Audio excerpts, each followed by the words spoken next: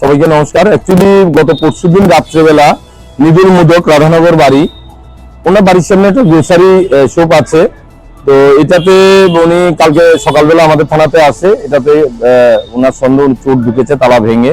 তো কিছু grocery item এখানে মিসিং আছে, নিয়ে গেছে। উনি খুঁজে দেখে বারান্দা থেকে ওনার স্কুটিটাও নেই।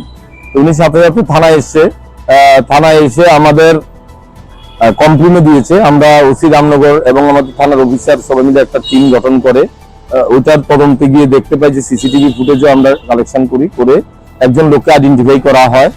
তাকে আমরা বিটাবন থেকে বের করি, খুঁজে বের করে সেই জিনিসগুলো কোথায় রেখেছে, সেই লোকেশন গোয়ালা বস্তিতে নিয়ে রেখেছে। সেখান থেকে আমরা এই জিনিসগুলো উদ্ধার করতে গিয়ে দেখি আরো দুটো সিলিন্ডার, দুটো মোবাইলও পাওয়া যায় তার লোকেশনে। এগুলো আমরা সিজ করি।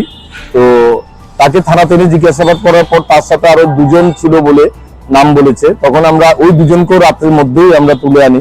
টোটাল 3 জন আমরা ডিটেইন করেছি এবং একটা কেস নিয়েছি। আজকে তাদের পুলিশ রিমান্ড চেয়ে আমরা কোর্টে পাঠাবো।